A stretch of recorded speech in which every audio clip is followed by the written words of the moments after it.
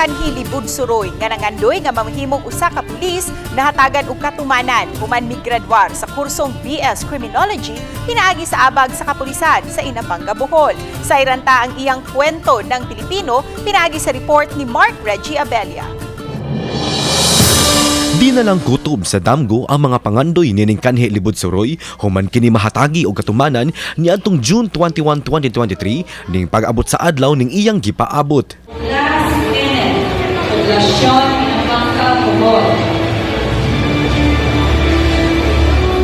Siya si Kenneth Doblas, 25 anyos, taga Barangay Poblasyon, Inabanga, Bohol, kinsa migraduar sa kursong BS Criminology sa Buena Vista Community College.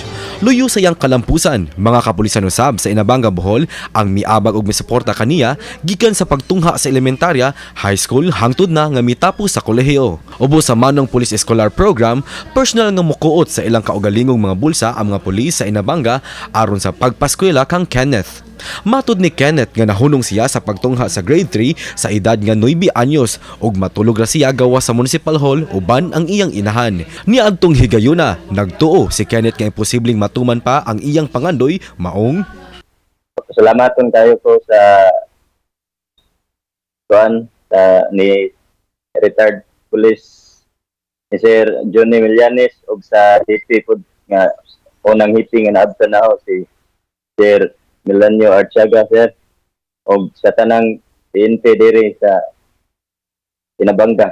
Salamat kayo ninyo, sir. Gamay tikang lang aron siya na usab ang makabaws ug makaalagad sa komunidad.